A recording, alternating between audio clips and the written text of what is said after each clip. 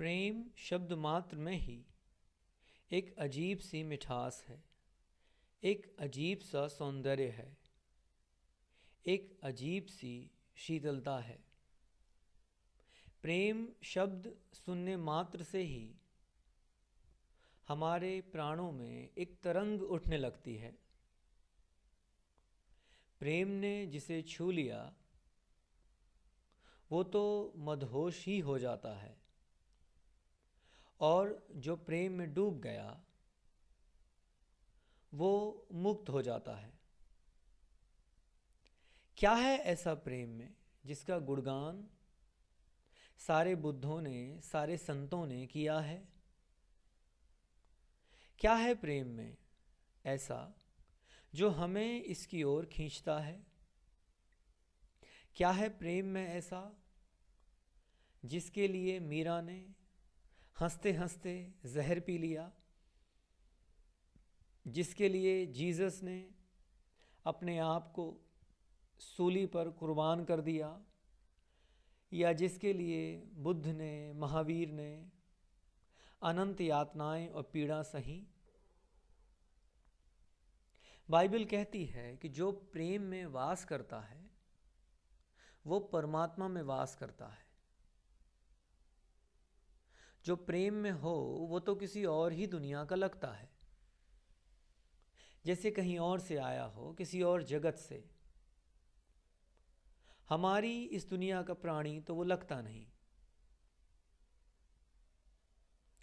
लेकिन फिर भी ऐसा प्रेम बहुत दुर्लभ देखने को मिलता है, इतना कम कि कभी कभी तो हमें ये संदेह होने लगता है कि ये जो बातें बुद्धों ने की हैं प्रेम के संबंध में, ये सत्य भी हैं या महज कोरी कल्पना या किस्से कहानियां। प्रेम जैसी कोई चीज होती भी है या नहीं? फिर हम एक अजीब सी दुविधा में पड़ जाते हैं, सत्य और कल्पना के द्वंद्व में। हमें ये शंका बार बार होती है कि प्रेम जैसी कोई चीज होती भी है या नहीं।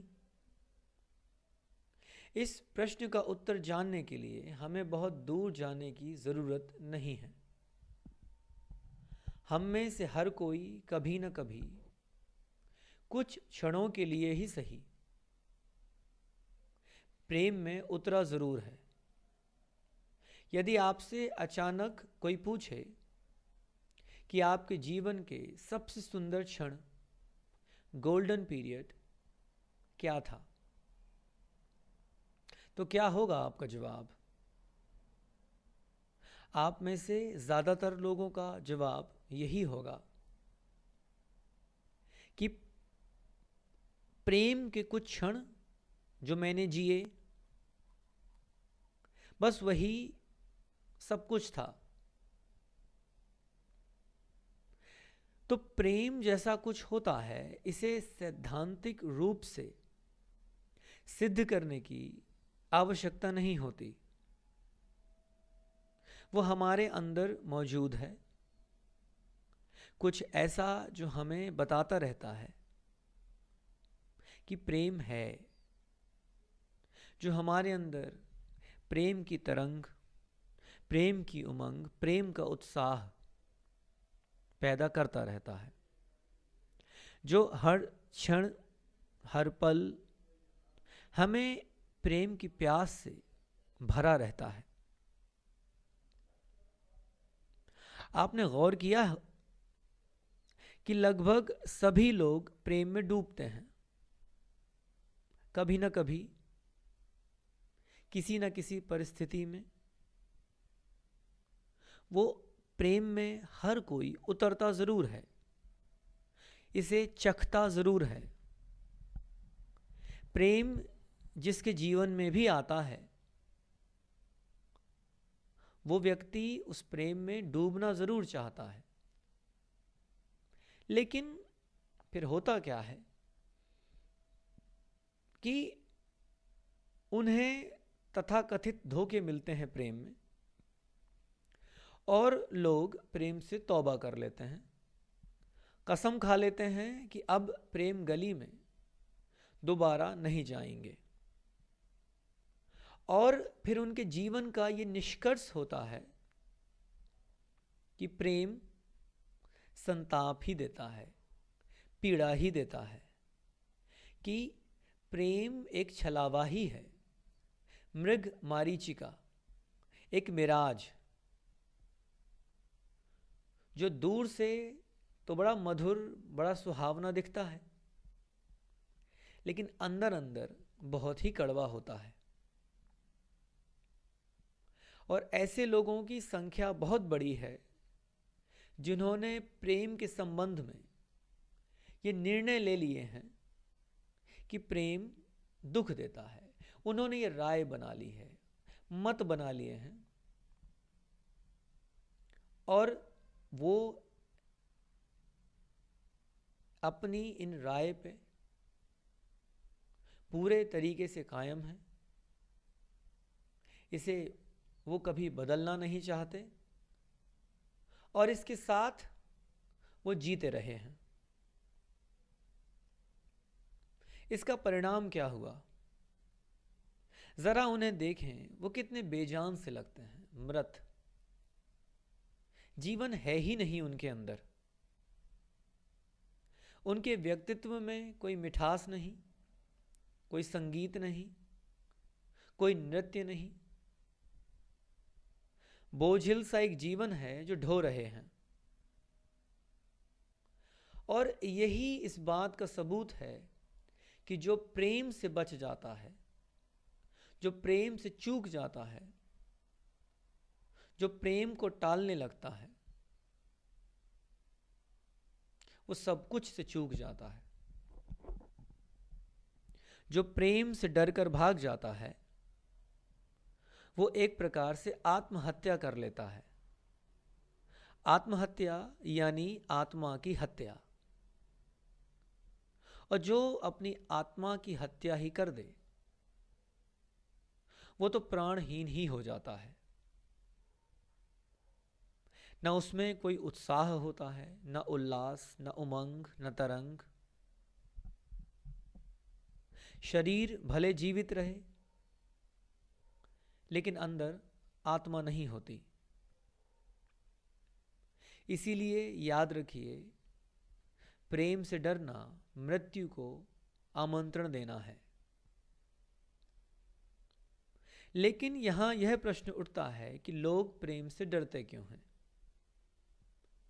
वो प्रेम से भागते क्यों हैं? वो प्रेम से इतनी जल्दी नीरस कैसे हो जाते हैं, थक कैसे जाते हैं? और जब आप इन प्रश्नों का उत्तर ढूंढने निकलते हैं, तो आपको प्रेम का रहस्य समझ आता है। हम प्रेम से भागते क्यों हैं? प्रेम दरअसल अहम का, अपने आप का विसर्जन है। जब भी आप प्रेम में होते हैं तो आप नहीं होते हैं। जब भी आप प्रेम में होते हैं तो आपका व्यक्तित्व धीरे धीरे, आपकी जो आइडेंटिटी है, जो पहचान है, आपका जो आय है, मैं,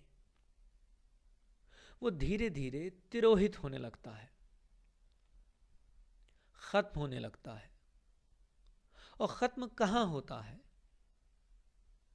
आप जिससे प्रेम करते हैं, आप जब उसमें डूबते हैं तो आप नहीं रहते, आप नहीं बचते। केवल प्रेमिका ही बचती है, केवल प्रेमी ही बचता है। यही प्रेम का सबसे बड़ा भय है। दरअसल अहम शब्द को हमें बड़े गहराई से समझने की आवश्यकता है। अहम है क्या? आमतौर पर अहम का अर्थ घमंड माना जाता है, या फिर जिद या स्वार्थ। हम उस व्यक्ति को अहंकारी कहते हैं जो केवल अपने फायदे की, अपने लाभ की चिंता करता है, जिसे दूसरों के दुख दर्द या पीड़ा से कोई लेना देना नहीं होता, जिसमें एक रिजिडिटी होती है। ये सारे अर्थ अहम को परिभाषित करते हैं। लेकिन अहम इन सबसे बहुत गहरी चीज है। अहम का मतलब आय है, मैं। और ये मैं कैसे पैदा होता है? आपका आय ये कहां से उत्पन्न होता है? ये उत्पन्न होता है जब आप अपने आप को किसी चीज से जोड़कर देखने लगते हैं। जैसे कि आप हिंदू हैं या भारतीय हैं या पंजाबी हैं या अमेरिकन हैं या किसी संस्था के कर्मचारी हैं या किसी राजनीतिक दल के सदस्य हैं। ये सारी पहचानें आपके मैं को पैदा करते हैं। आप किसी न किसी रूप में अपने आप को परिभाषित करते हैं। आप हैं क्या? आप किसी के पिता हैं या पति हैं या पुत्र हैं या बेटी हैं या पत्नी हैं, या आप व्यवसायी हैं या शिक्षक हैं। आप किसी न किसी चीज से अपने आप को एक पहचान देते हैं, एक नाम देते हैं। ये सारी पहचानें, ये सारे नाम आपके स्व यानी सेल्फ यानी आई इसका निर्माण करते हैं।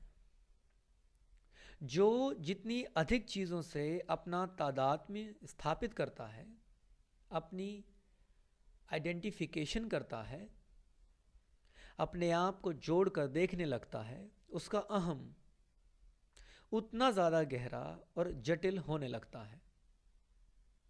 इसके विपरीत जिसका तादात्म्य आइडेंटिफिकेशन जितनी कम चीज़ों से होता है, वह उतना अहम से मुक्त होता है। वह एक शून्यता को अनुभव करता है। क्या कभी आपने शून्यता को जाना है? क्या कभी आप विचार शून्य हुए हैं? अंदर से बिल्कुल खाली, बिल्कुल मौन? यदि हाँ, तो उन क्षणों में ही आपको अहम से पार जाने का कुछ अनुभव हुआ होगा। उन क्षणों में ही आप निरहंकारी बने होंगे। क्या आपने कभी गौर किया है कि जब कभी आप उस व्यक्ति या उस चीज के साथ होते हैं जिसे आप प्रेम करते हैं, उस वक्त आप कुछ भी सोच नहीं रहे होते, आप शून्य होते हैं। प्रेम की पूरी जो मिठास है, जो मधुरता है, वो इसी बात की है कि प्रेम हमें कुछ क्षणों के लिए शून्य कर देता है। याद रखिए इस बात को। जब आप प्रेम में होते हैं तो आप शून्य होते हैं, और इस शून्यता में आप अहम के पार होते हैं, क्योंकि आपके अंदर कुछ भी नहीं होता है। कोई आइडेंटिटी नहीं होती, कोई पहचान नहीं होती, कोई विचार नहीं होते, कोई भावनाएं नहीं होती। बस आप होते हैं शून्य। और इसी शून्यता में आपको पहली बार प्रेम का अनुभव होता है। लेकिन इस शून्यता का एक और पहलू है। वो ये कि शून्यता बहुत ही डरावनी चीज होती है। जब हम शून्य होते हैं तो हम एक अकेलेपन से भरे होते हैं, और हम इस अकेलेपन से बचने का प्रयास करते हैं। अब हम चूंकि इस शून्यता को सीधे सीधे देखने का प्रयास नहीं करते, इसे समझने का प्रयास नहीं करते, इसमें उतरने का प्रयास नहीं करते, हम बस इससे बचते रहते हैं।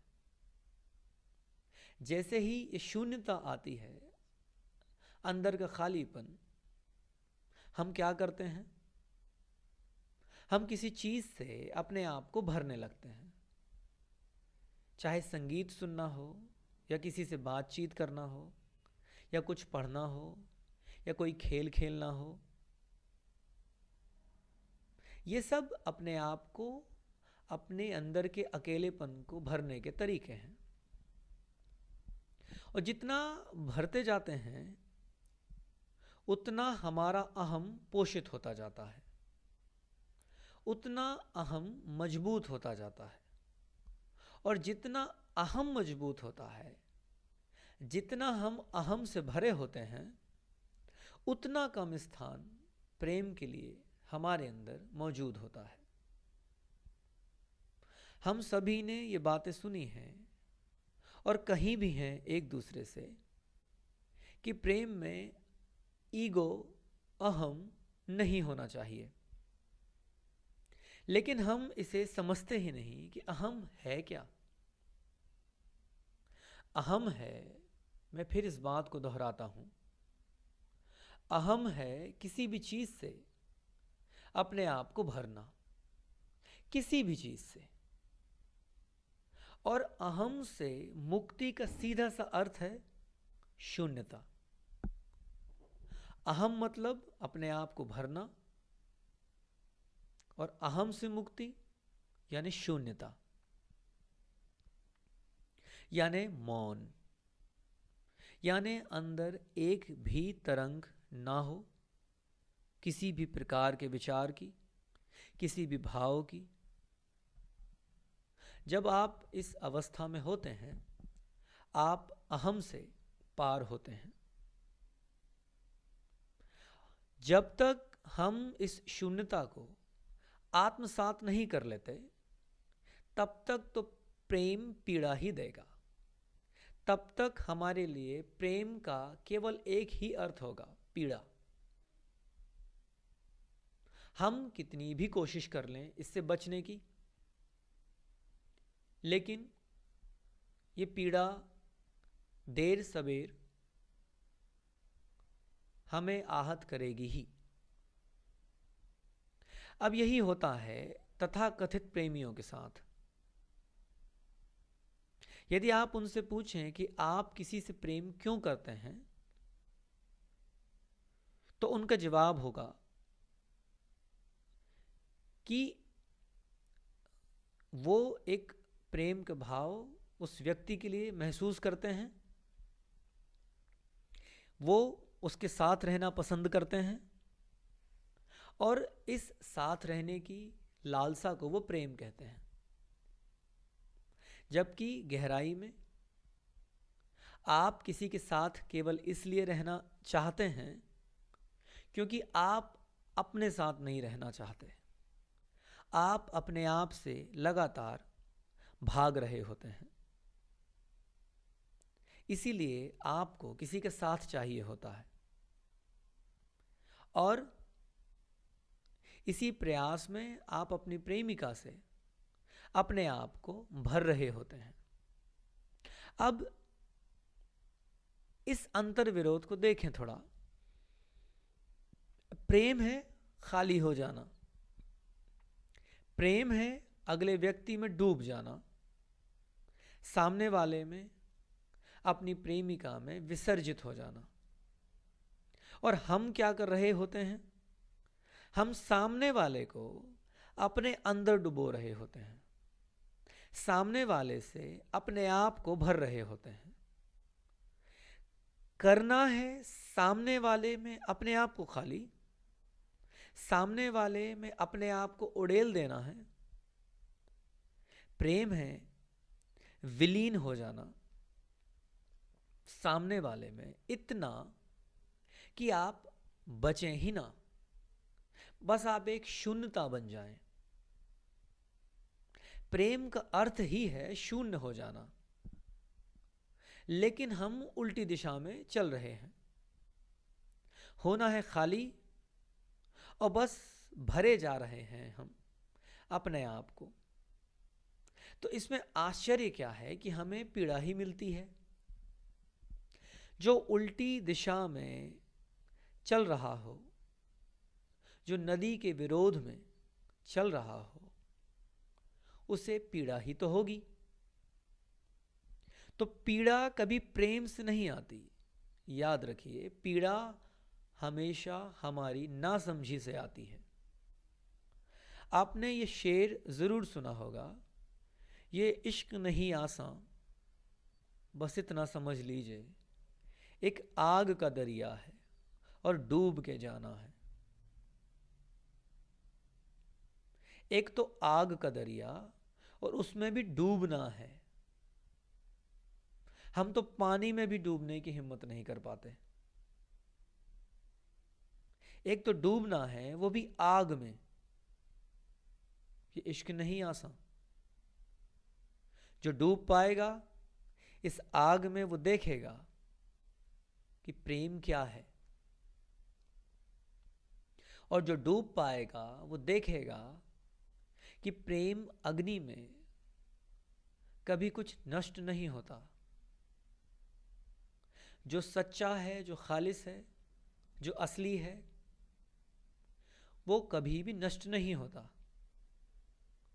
बस जलता वो है जो कचड़ा है, हमारी नासमझी का कचड़ा, हमारे भ्रमों का कचड़ा, भ्रांतियों का कचड़ा, ये सब जल जाता है। जो हमने प्रेम के ऊपर अपने अर्थ थोपे हुए हैं, वो जल जाते हैं। और जब ये सब जल जाते हैं तो जो बचता है वही प्रेम होता है।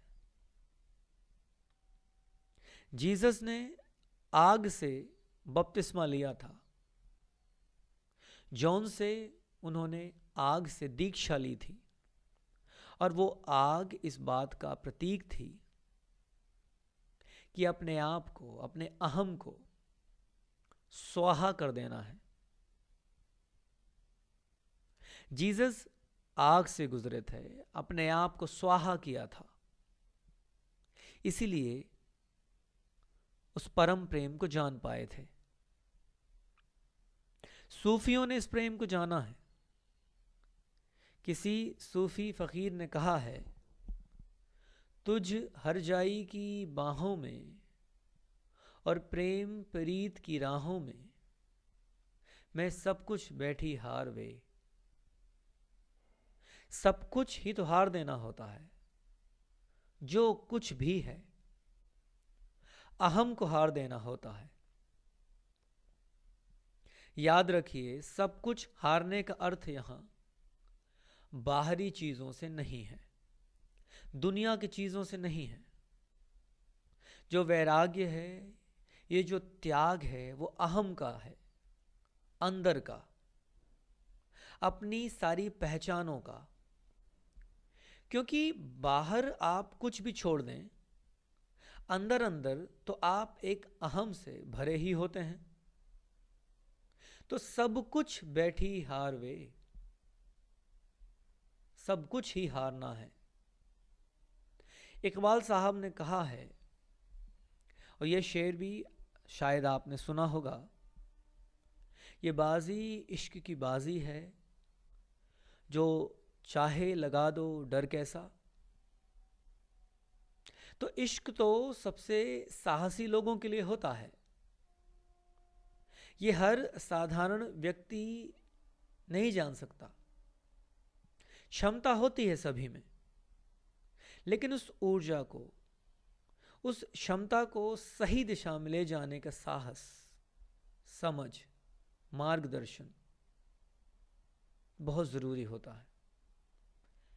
सब कुछ हारना होता है बिना डरे। जब आप ये बाजी लगा रहे होते हैं तो ये सोच भी नहीं रहे होते हैं कि अब सब कुछ लगा दिया है, अब कुछ मिलेगा। ये जो आशा है कुछ वापस पाने की, इसकी भी बाजी लगानी है, इसका भी दांव लगाना है, इसे भी छोड़ देना है। जो कुछ छुपा छुपा सा हमारे अंदर लालसा, इच्छा, अपेक्षा, सब कुछ दांव पे लगा देना होता है। इतना शून्य हो जाना कि बस आप हो ही ना, बस सामने वाला ही हो। रांझा रांझा कर दी वे मैं, आपे रांझा हुई। बस फिर रांझा ही बचता है, हीर बचती ही कहाँ है। रांझा रांझा कर दी वे मैं, आपे रांझा हुई। जब तक हीर रांझा ही ना बन जाए और रांझा हीर ही ना बन जाए, तब तक प्रेम हुआ ही नहीं। ये बड़े प्यारे शब्द हैं, बड़े सुंदर गीत हैं। जिन्होंने जाना, किसी हीर ने जाना होगा, जिसकी आत्मा से ये महासंगीत, ये बेजोड़ अद्वितीय काव्य हमारे पास आया। गोपियों ने भी कृष्ण में अपने आप को विलीन कर दिया था, और ये विलीन होना ही प्रेम का पहला लक्षण है। जो विलीन होने लगा है वो जान ले कि उसे प्रेम होने लगा है। जो विलीन नहीं हुआ, जिसने अपने आप को बचा लिया, जो सुरक्षा में जीने लगा, जो डर से भागने लगा, जो अपने आप को विसर्जित करने की हिम्मत नहीं कर पा रहा है, वो प्रेम को कभी नहीं जान पाएगा। बस आपने प्रेम को जाना है या नहीं, इसका सीधा सा एक लक्षण यह है कि आप शून्य हो गए। लगा दी बाजी अपने अहम की, अपने आप को उड़ेल दिया, मिटा दिया। इकबाल आगे कहते हैं, जो जीत गए तो बात है क्या, हारे भी तो बाजी मात नहीं। अब इकबाल साहब यहाँ शब्दों में, शायरी में उलझ गए थोड़ा, क्योंकि जिसने स्वयं की बाजी लगा ही दी हो, ना तो वो जीतता है और ना वो हारता है। वो तो हार जीत के पार होता है। प्रेम हार जीत के पार होता है। जिसने स्वयं का दांव लगा दिया हो, वो जीतेगा कैसे? वहां जीतने वाला है ही कहां, वो हारेगा भी कैसे? वहां हारने वाला है ही कहां। तो उतरिए इस प्रेम में, उतरिए इस शून्यता में, फिर आप जानेंगे अनंत आनंद को। ओशो कहते हैं कि प्रेम आपसे वो ले लेता है जो आपका था ही नहीं, और आपको वो दे देता है जो आपके पास सदैव मौजूद ही था। वो सदैव मौजूद चीज़ और कुछ नहीं, बस शून्य आनंद है।